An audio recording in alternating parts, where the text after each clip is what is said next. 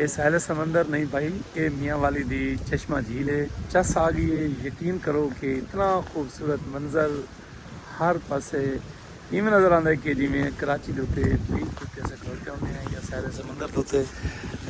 बहुत खूबसूरत मौसम और खूबसूरत किस्म की झील। मज़ा आ गया माशाल्लाह दे नाल।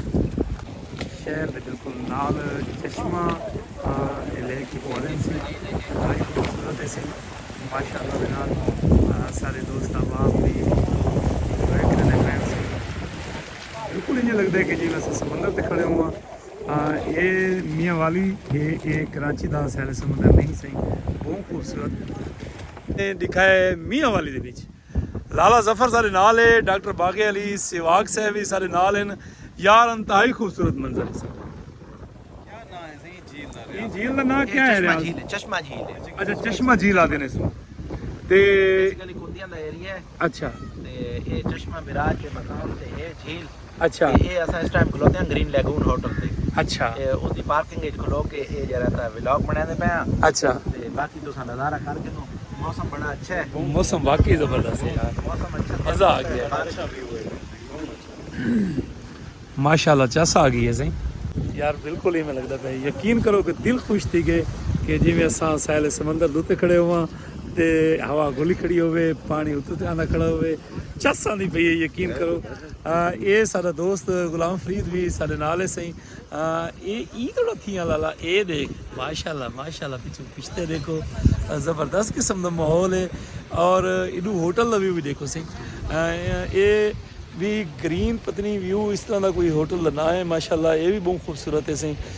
लाला रियाज मियाँ वाली तो सारे कुलीग ने साकू इतना सदवाए तो साकू खूबसूरत झील का करवाया सी नज़ारा और बड़ा ही मज़ा आया सही। चस आ गई है सही। सैर सपाटे वास्ते भी आया हुआ सही माशाल्लाह। इवें लगता पे साकू कि अस अज कराची बीच होते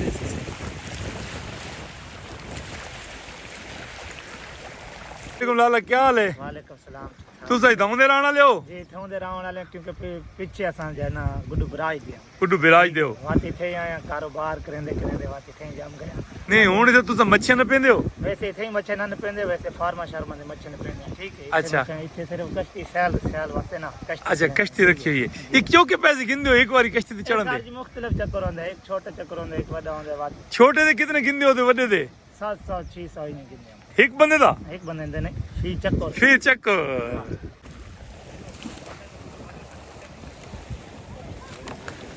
माशाल्लाह माशाल्लाह। ये सैल समंदर नहीं लाला, ये मियाँ वाली दी चश्मा झील ने मारका चस आ गई है यार। यकीन करो कि मज़ा आ गया है। इन यार लोग तो कराची वे बंद करेंगे उत्ते अपने फोटो ये देख लो कि ना ये होटल का खूबसूरत व्यू। ये साहिल समंदर नहीं, ये मियाँ वाली दी चश्मा झील है। देखो कि इतनी खूबसूरत सारा वसेब सारे धामा वसेब मियाँ वाली माशाल्लाह। इन्हें लग रहा है कि जिमें असा वधे हुआ कराची साहिल समंदर के उत्ते इतना खूबसूरत मनाजर। ये सारे दोस्त अहबाब हुण देख लत्ते वेंदे झील के पासे कलर में है। देखो यार चस नहीं आ गई ऐसे ही हाजी जफर, मजा है ना? बड़ा मजा है। बारिश भी लानी खड़ी है माशाल्लाह दे नाल। क्या खूबसूरत नज़ारा, क्या खूबसूरत। लाला रियाज हां मैं तन वो जी में लाला की दिखाने हुन थानू झीलां दे नजारे होर हां ये तो मैं तो चलो जगह डेवलप की माशाल्लाह दे नाल देखो कितना खूबसूरत नज़ारा, कितना खूबसूरत मंजर माशाल्लाह दे नाल। देखो कितने खूबसूरत जे हट प्लान इवें लगता है कि जिमें सैल समंदर दे उत्ते से खले हुआ। मज़ा आ गया मियाँ वाली दी इंतहाई खूबसूरत जी जगह। चश्मा महराज दा इंतहाई खूबसूरत जी नज़ारा। ये चश्मा झील दे नाल बई एक झील यार। सारे इलाके इतने खूबसूरत हैं। देखो किश्ता वहदा भी है, लोग सैल सपाटा मरेंदे पे माशाल्लाह दे नाल। ज़बरदस्त किस्म का माहौल दोस्त अहबाब दे नाल, बारिश की दिहाड़। गर्मी आ जाए ना इतने पानी हो सारा व्यू है ना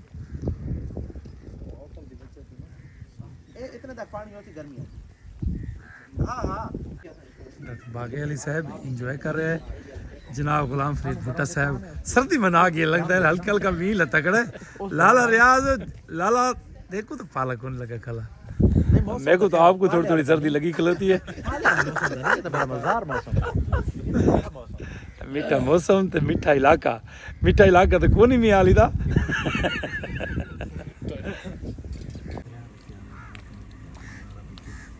हंस वैसे हंस माशाल्लाह दरिया तो बहुत दूर भी है हमारा। ग्रीन लैगून होटल उत्ते लाले रियाज की तरफों साढ़े वास्ते लग्जरी जिहा खाना। साईं लाला बहुत मेहरबानी असी तुहाडी बसते रस्ते रहो। बादशाह चस्सां चवा दित्तियां सी साईं अज तां। डॉक्टर बागे अली साहब मेरा निक्का भरा अज असां फुल इंजॉय कीता चश्मा झील दे उत्ते ते हाले चश्मा बैराज असां वही ना आई लेकिन बारिश बहुत ज़्यादा थी गई वाला असां चश्मा बैराज वहीं से वहने पे ग्रीन लैगून होटल उत्ते पे खांदे खाना।